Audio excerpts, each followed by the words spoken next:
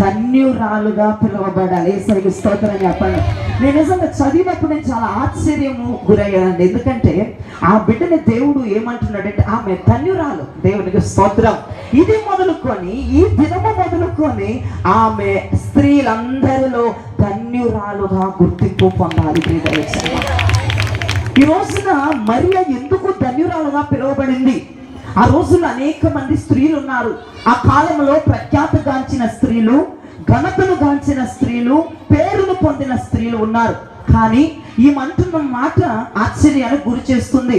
ఎంత ధనవంతులైన స్త్రీలున్నా, ఎంత పేరు ప్రఖ్యాతలు కలిగిన స్త్రీలు ఉన్నా, అన్ని తరాల స్త్రీలు నన్ను చూచి ధన్యురాలు అని అంటారు అని ఆమె అంటుంది. ఆమె పేద బిడ్డ అండి. ఆమె పేద ఊరిలో నివసిస్తుంది.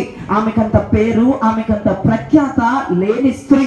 ఆమంటున్న మాట, ధనవంతుల స్త్రీలు కూడా, అధికారములో ఉన్న స్త్రీలు కూడా, పేరు ప్రఖ్యాతలుగాంచిన స్త్రీలు కూడా నన్ను ధన్యురాలు అని అంటారు అని ఆమె అంటుంది. దేవునికి స్తోత్రం. ఎందుకు? ఆమె ధన్యత్వాన్ని ఎలా పొందిందంటే మొట్టమొదటి పాయింట్ నేను మీకు చూపిస్తున్నాను. చూడండి ప్రియ దైవజనమా. అదే లూకా సువార్త 1వ అధ్యాయం 47వ వచనాన్ని చూడండి. మరియను ధన్యురాలు అని అంటారు అని ఆమె అంటుంది. 47వ వచనంలో చదవండి. ఆయన తన దాసురాలి దీన స్థితిని కటాక్షించెను. దేవునికి స్తోత్రం. మరియా, నిన్ను ఎందుకు స్త్రీలందరూ ధన్యురాలు అంటారు? కారణం ఏంటమ్మా అంటే ఆమె అంటున్న మాట ఏంటో తెలుసా? ఇదిగో ఆయన తన దాసురాలి దీన స్థితిని కటాక్షించెను. మొట్టమొదటి పాయింట్ మనకి ఏం తెలియజేస్తుందండి? ఆమె దీనత్వము కలిగిన స్త్రీగా మనకు కనబడుతుంది. ప్రియ దైవజనమా, ఈ రోజున ఆమంటున్న మాట, అన్ని తరాల స్త్రీలు నన్ను ధన్యురాలు అంటారు. ఎందుకంటారు మరియా? నిన్నే ఎందుకు ధన్యురాలు అంటారు? పేరు పొందిన ఆమె వెనకుంది కదా, పెద్ద బిల్డింగ్ లో రాణులు ఉన్నారు కదా, నిన్నే ఎందుకు ధన్యురాలు అంటారంటే ఆమె అంటుంది, నా దేవుడు నన్ను నా దీన స్థితిని కటాక్షించాడు. యేసయ్యకి స్తోత్రం చెప్పండి. ఆమె దీనత్వాన్ని సూచించింది. ప్రియ దైవజనమా, ఆమె ఎంత దీన స్త్రీనో, ఆమె ఎంత తగ్గింపుతో ఉన్న స్త్రీనో, ఆమె ఎంత అనుకూలంగా ఉన్న స్త్రీనో ఈ వచనములో ఆమె మాటల్లోనే మనకి తెలియజేస్తుంది. ఇదిగో తన దాసురాలి దీన స్థితిని ఆయన కటాక్షించాడు. ఈ రోజున స్త్రీలలో ఏముండాలో తెలుసా? దీనత్వం ఉండాలి. ప్రియ దైవజనమా, ఈ రోజున స్త్రీలందరిలో 10 మంది కన్యకలుంటే నిన్నే ధన్యురాలు అని అందరూ అనాలి. నిన్ను ధన్యురాలు అని ఎవరు పిలుస్తారో తెలుసా? నీలో మొట్టమొదటి లక్షణం ఏముండాలో తెలుసా? దీనత్వము. యేసయ్యకి స్తోత్రం కలుగును గాక. దీనత్వము లేకుండా బ్రతికితే చాలా కష్టమండి. దీనత్వముగా ఉండాలి. అన్నీ ఉన్నా అణిగి మణిగి ఉండాలి.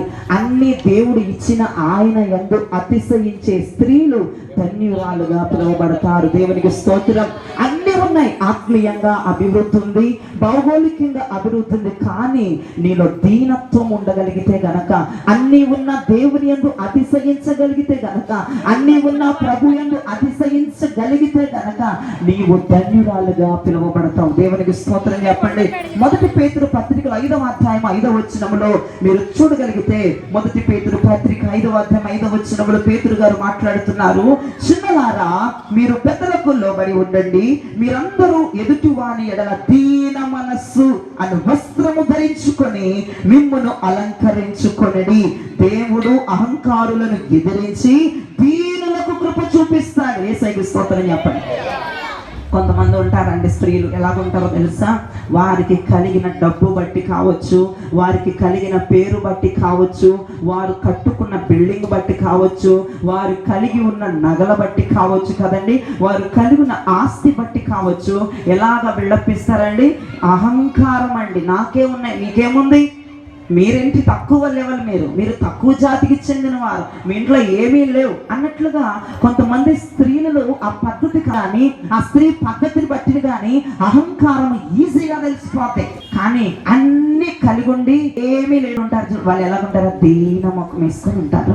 ఎవరు వచ్చినా సరే, ఏ పరిస్థితిలో ఉన్న వారు వచ్చినా సరే, ఈమె కంటే ఎక్కువ లెవెల్ వచ్చినా సరే, ఈమె కంటే తక్కువ లెవెల్లో ఇచ్చినా సరే, ఆమె దీనత్వం చూపిస్తా ఉంటది. దేవునికి స్తోత్రం. మాకు అన్ని ఉన్నాయి, మీకు ఏమీ లేవు కదా, మీ ఫ్రిడ్జ్ కూడా లేదు కదా, మీ టీవీ కూడా లేదు కదా, మీకు ఆస్తి పాస్తులు లేవు కదా, మీ ముక్కులకి చోళ్ళకి ఏమీ లేవు కదా అన్నట్లుగా కొంతమంది చూపిస్తా ఉంటారు. మనుషుల ఎదుట వారి పొగరును చూపిస్తా ఉంటారు, వారి అహంకారాన్ని చూపిస్తా ఉంటారు. కానీ ఈ మరియలో దీన స్థితిని దేవుడు కటాక్షించాడు. యేసయ్యకు స్తోత్రం కలుగును గాక. అపోస్తలుడైన పేతురు గారు కూడా చెప్తున్న మాట ఏంటంటే, దేవుడు అహంకారులను ఎదిరిస్తారంటండి, దీనులకు కృప చూపిస్తాడంట. ఎంత ఎదుగుతున్నా సరే దేవుని అతిశయించబడుతున్నటువంటి స్త్రీలు దేవుని చేత కొనియాడబడతారన్న మాట మాత్రం మర్చిపోవద్దు. ఈ రోజున మరి ఆ పాప కూడా తన ఆత్మీయ ఎదుగుదలలో ఆమె దీనత్వమును సంపాదించుకోవాలని దైవజనుడిగా నేను కోరుకుంటూ ఉన్నాను. ఆమె దీనత్వమును సంపాదించుకోవటానికి తల్లిదండ్రులు ఎంతగానో కృషి చేయాలని నేను ఆశపడుతున్నాను. ప్రియ దైవజనమా, ఆ పాప ఎదుగుదల, ఆ పాప ఆత్మీయ స్థితి, ఆ పాప ఎదుగుదలలో ఏమి కలిగి ఉండబోతుందో, ఏమి దేవుడు ఆ బిడ్డకు అనుగ్రహించినాడో, నీవు గొప్ప వరాన్ని కలిగి ఉన్నావా, ప్రవచనాత్మకమైన వరాన్ని కలిగి ఉన్నావా, దర్శన వాక్కును కలిగి ఉన్నావా, స్వస్థత వరమును కలిగి ఉన్నావా, నువ్వు అతిశయించకూడదు, దేవుని యందు అతిశయించాలి. అంతేగాని అహంకారం చూపించొద్దు. ఆ బిడ్డ పక్షాన నేను ఈ మాట చదువుతున్నప్పుడు ప్రభా, ఆ బిడ్డ దీనాలుగా ఎదగాలి నాయన. దీన స్థితి ఆ బిడ్డలో కనపడాలి. యేసయ్యకు స్తోత్రం. ఎందుకంటే దేవుడు దీనులకు ఏమిస్తాడండి? కృప ఇస్తాడంట. పేతురు గారు అంటున్నారు కదా, దీనులు కృప చూపించేవాడు యేసుక్రీస్తు ప్రభువారు. అందుకే ఈ మరియ ఒక దీనరాలు కాబట్టి ఆమెను దర్శించి ఆమెకు కుమారునిగా, దేవునికి స్తోత్రం కలుగును గాక, ఆమె గర్భాన్ని పరిశుద్ధాత్మ దేవుడు ఎంచుకున్నాడు. అయ్యా, ఆ రోజుల్లో స్త్రీలు, ఆ పట్టణంలో స్త్రీలు లేరండి, బోలెడు మంది ఉన్నారండి. మరియ కంటే గొప్పవారు ఉన్నారు, జ్ఞానవంతులు ఉన్నారు, ఐశ్వర్యవంతులు ఉన్నారు. కానీ మరియనే దేవుడు ఎందుకు ఎంచుకున్నాడే? ఆమె దీన స్థితి దేవుడు చూశాడు. దేవునికి స్తోత్రం కలుగును గాక. ఆమె దీన స్థితిని దేవుడు కటాక్షించాడు. ఆమె దీన బ్రతుకును దేవుడు కటాక్షించాడు. ఆమె నెమ్మదితనాన్ని గుర్తించాడు. ఈ రోజున దేవుడు ఆ యొక్క చంటి బిడ్డలు ఇది మొదలుకొని, మరి ఏమంది? ఇది మొదలుకొని నన్ను స్త్రీలందరూ ధన్యురాలు అంటారు. దేవునికి స్తోత్రం. మరి ఆ పాప జీవితంలో కూడా ఇది మొదలుకొని అనేకమైన స్త్రీలు ఆ బిడ్డను ధన్యురాలుగా గుర్తించుదురుగా నేను ప్రవచిస్తున్నా.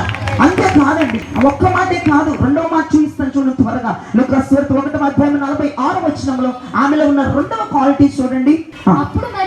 అప్పుడు మరి ఇలా అంటుంది, నా ప్రాణము చాలండి. నా వైపు చూడండి అందరూ కూడాను. ఆమె ప్రాణం ఏమైనా కనపరుస్తుందంటండి. రెండవ క్వాలిటీ ఏంటో తెలుసా? మరియా, నిన్ను ధన్యురాలు స్త్రీలు ఎందుకంటారు అంటే ఆమె అంటుంది, నా ప్రాణము దేవుని కనపరుస్తుంది. ఆయనకు రావలసిన ఘనతని చేస్తాను, ఆయనకు రావలసిన ప్రాముఖ్యత, ఆయన పొందవలసిన ఆధిపత్యం నా దగ్గర నుంచి ఎప్పుడు నిలబెట్టి ఆయన దగ్గరికి వెళుతూనే ఉంటుంది. నా ప్రాణం ఆయనను గణపరుస్తుంది. దేవునికి స్తోత్రం. దేవుని యొక్క ఘనతను, దేవుని యొక్క మహిమను, దేవుని ఆధిపత్యం నేను దొంగిసను, ఆయనను కనపరుస్తాను, ఆయన నేను స్తుతిస్తాను. నా ద్వారా ఆయనకు రావలసిన స్తుతి, ఘన, మహిమలు ఎల్లకాలం వెళ్తాయని మరి మాట్లాడుతుంది. ప్రియ దైవజనమా, మీరు మలాకి గ్రంథం 1:6 చూసినట్లయితే, కుమారుడు తన తండ్రిని గణపరచును కదా, దాసుడు తన యజమానుని గణపరచును కదా, నా నామము నిర్లక్ష్య పెట్టు యాజకుల నేను తండ్రినైతే నాకు రావలసిన ఘనత ఏమాయను. ఈ రోజున ఒక స్త్రీగా నీ ఎదురు కూర్చొని వింటున్నావు, నువ్వు దేవుణ్ణి కనపరచగలుగుతున్నావా? నీ యవన ప్రాయంలో, నీ నడి వయసు ప్రాయంలో, నీ మాట తీరులో, నీ పద్ధతిలో, నీ యొక్క వైరాగ్యములో, నీ నడకలో, నీ పడకలో దేవునికి ఘనత వెళుతుందా? ఒకసారి మీరు ఆలోచించండి. ఆ పాప విషయంలో నేను ఒకటి అనుకుంటున్నాను, ప్రభా, ఆ బిడ్డ ఇది నిన్ను ఘనపరచుచునే ఉండాలి. ఆ బిడ్డ పద్ధతి నేను గణపరచాలి, ఆ బిడ్డ వస్త్రధారణ నేను గణపరచాలి, ఆ బిడ్డ యాటిట్యూడ్ నేను గణపరచాలి, ఆ బిడ్డ మాట తీరు గణపరచాలి, ఆ బిడ్డ చూపు నేను గణపరచాలి, ఆ బిడ్డ వినికిడి నేను గణపరచాలి, ఆ బిడ్డ నడక, ఆ బిడ్డ పడక, ఆ బిడ్డ వైఖరి నేను గణపరచాలి. స్వామి, ఘనత నీకే చెల్లాలి, మహిమ నీకే చెల్లాలి, ప్రభావం నీకే చెల్లాలి. ఆ బిడ్డలో ఉన్న ప్రతి అణువు, ప్రతి అవయవము నిన్ను ఘనపరచు ఉండాలి. దేవునికి స్తోత్రం. దేవుడు అడుగుతున్నాడు యాజకులను, ఏ యాజకులారా, నేను తండ్రినైతే నాకు రావాల్సిన ఘనత ఎక్కడ? చాలా మంది చూడండి, వారిని వారు ఘనపరుచుకుంటా ఉంటారు, వారిని వారు హెచ్చించుకుంటా ఉంటారు, వారికి వారు ఆ డబ్బులు కొట్టుకుంటా ఉంటారు. అదేమన్నా నిలుస్తుందా అండి? చూడండి, ఎవరికి వారు ఘనపరుచుకుంటే వారిని దేవుడు అనగదొరుకుతాడండి. ఆయనను ఘనపరచు వారిని దేవుడు ఏం చేస్తాడు? వారిని ఘనపరుస్తాడు. దేవునికి స్తోత్రం కలుగును గాక. కానీ మరియలో కనబడుతున్న రెండవ క్వాలిటీ చక్కగా ఉంది కదండి. దేవుని ఘనపరిచే స్త్రీగా మనకు కనబడుతుంది. అందుకే ఆమె ధన్యురాలు అని గుర్తింపు పొందింది. అలానే మూడవ మాట నేను త్వరగా చెప్తాను. చూడండి, లూకాసు సువార్త 1:38 మీరు ఒకసారి గమనించండి. అందుకు మరియా ఇది మా ప్రభు దాసురాలను నీ మాట చొప్పున నాకు జరుగును గాక అని చెప్పింది. దేవునికి స్తోత్రం చెప్పండి. గబ్రియేలు దూత మరి వద్దకు వచ్చి దయాప్రాప్తురాలా నీకు శుభం, దయాప్రాప్తురాలా నీకు శుభం, నీవు కన్యకవి, నీ గర్భమందు ప్రభువు జన్మించబోతున్నారు అని చెప్పినప్పుడు ఆమె అమ్మో ఇదిగో వారు అదనుకుంటారు, వీరు ఇదనుకుంటారు, దూత నాకు వద్దు, నా గర్భంలో వద్దు, నిశ్చితార్థమై ఉన్న స్త్రీని వారు ఏమనుకుంటారు, అది ఇదని ఏమీ మాట్లాడలేదండి. నీ మాట చొప్పున నాకు జరుగును గాక. ఒక విధేయత చూపించే స్త్రీగా అక్కడ మరియ కనబడుతుంది. దేవునికి స్తోత్రం. దేవుని మాట వినిగా మనకు కనబడుతుంది, దేవుని మాటకు లోబడే స్త్రీగా మనకు కనబడుతుంది. మరియా అనేక మంది స్త్రీలు ఉండగా నేను ఒక్కదానిని ఎందుకు ధన్యురాలని స్త్రీలందరూ అంటున్నారంటే ఆమె చెప్తున్న మాట ఏంటో తెలుసా? నేను దేవుని విధేయత చూపించే బిడ్డని. చూడండి, దేవుని మాటకి నీవు విధేయత చూపించితే గనక ఎంత మంది ఎంత ఎడ్యుకేషన్స్ అయినా, ఎంత చదువు ప్రఖ్యాతలు కలిగిన స్త్రీలైనా, ఎంత ఆస్తిపాస్తులు కలిగిన స్త్రీలైనా, నీకు దేవుని మాట మీద విధేయత ఉంటే, దేవుని మాటకు లోబడే తత్వం నీలో ఉంటే, నా ప్రభు అంటాడు నీవు ధన్యురాలవు. గట్టిగా చాపలు కూడా ప్రభు నామని గనపరచు. ఆ మరియ విధేయత చూపించింది. ఇది కుదరదు గబ్రియేల్, ఇది కుదరదు, నేను ఒప్పుకొని నా అనలేదండి, నీ మాట చొప్పున నాకు జరుగును కాక. ఎంత మంచి మాట ప్రియదవించినమా. అందుకే మరియ ధన్యురాలు పోస్ట్ కొట్టేసింది. దేవునికి స్తోత్రం. అన్ని తరాలు ఇది మొదలుకొని నన్ను ధన్యురాలు అంటారు. ఎందుకు మరియా నిన్ను ధన్యురాలు అంటారంటే ఆయన మాటకు తూచని విధేయత చూపించిన స్త్రీగా మనకు కనబడుతుంది. ఇంకొక చివరి మాట నేను చెప్తున్నాను చూడండి. ఆ చివరి మాట ఆమె సమర్పణ కలిగిన స్త్రీగా మనకు కనబడుతుంది. దేవునికి స్తోత్రం కలుగును గాక. దేవునికి అర్పించుకుంది. నా వైపు చూస్తుందండి. చివరి వాక్యము, ఇదిగో ఒక స్త్రీ పురుషు నిశ్చితార్థమైన తర్వాత గర్భవతిగా ఉంటే అనుకుంటారండి, ఎన్ని మాటలు అంటారండి, ఎన్ని సూటిపోటి మాటలు వాళ్ళు ఆ స్త్రీను చూసి భయంకరంగా అంటారండి.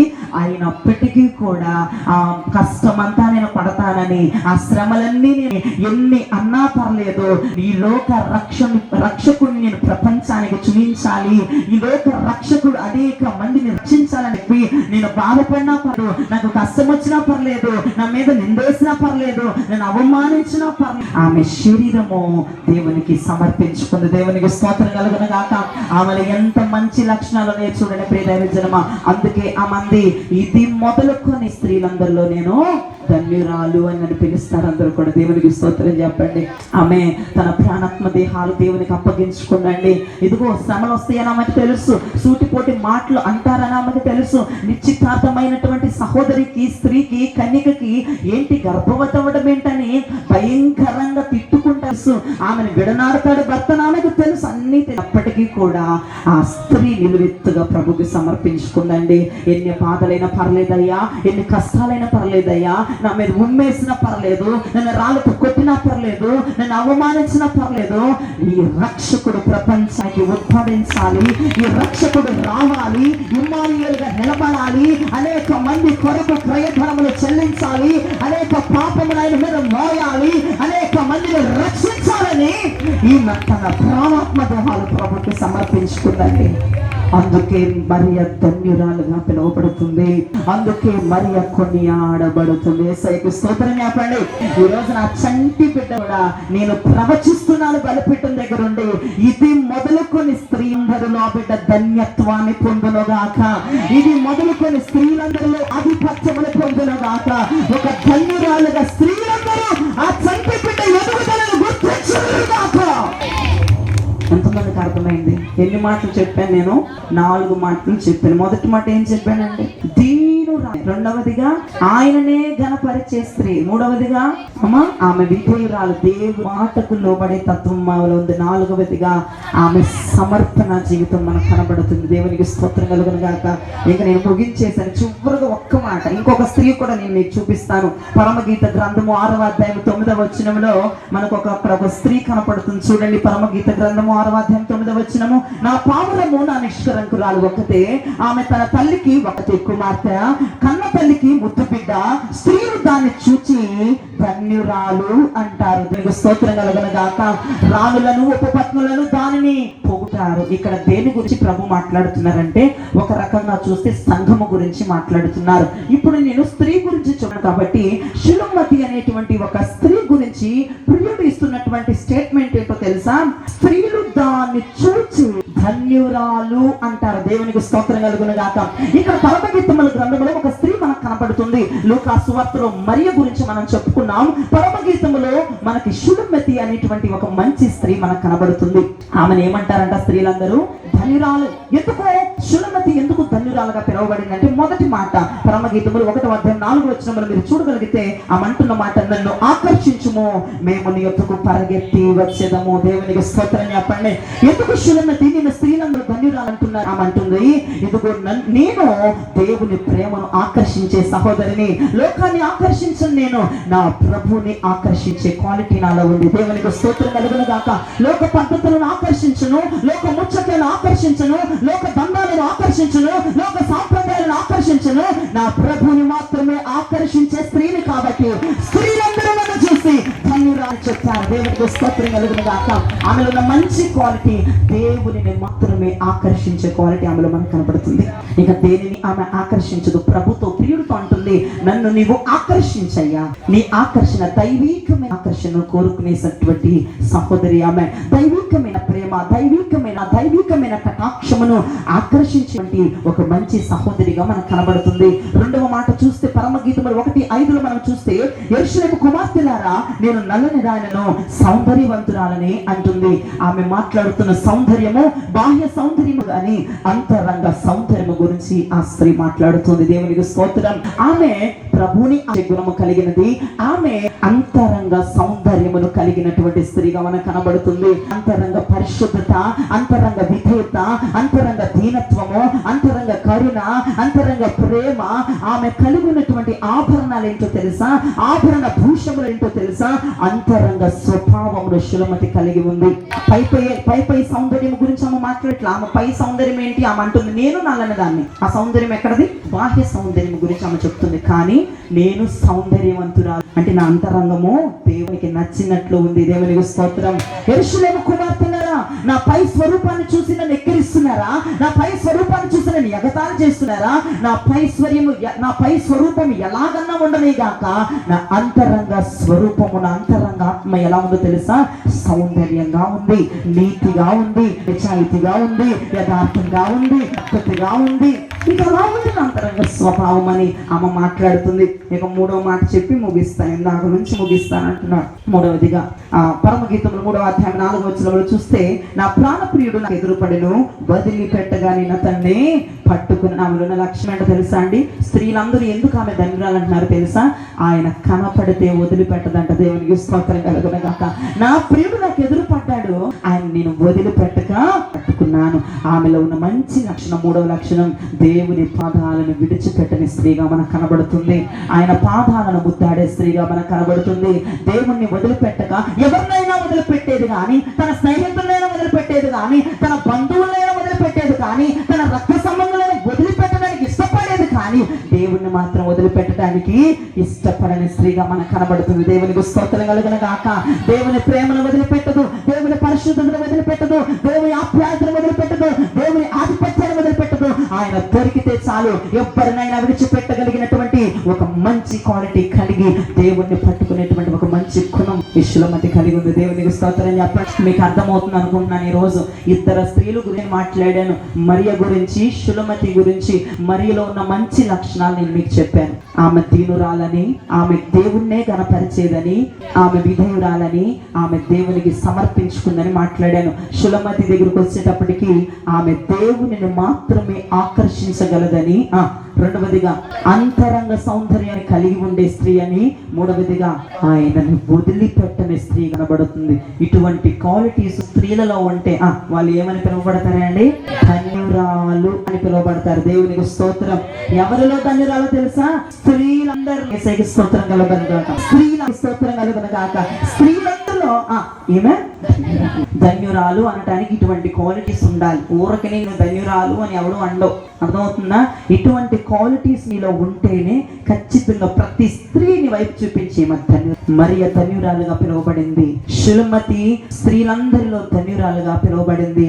ఈ రోజున మరి సూర్యప్రకాష్ గారికి అలానే మహిమాకి దేవుడిచ్చినటువంటి ఈ సంతానము ధన్యురాలుగా పిలువబడబోతుంది అని పరిశుద్ధాత్ముడు ప్రవచనాత్మకంగా మాట్లాడాడు. గట్టిగా చదవగలని ఆమె ధన్యురాలుగా పిలువబడబోతుంది యేసు నామములో.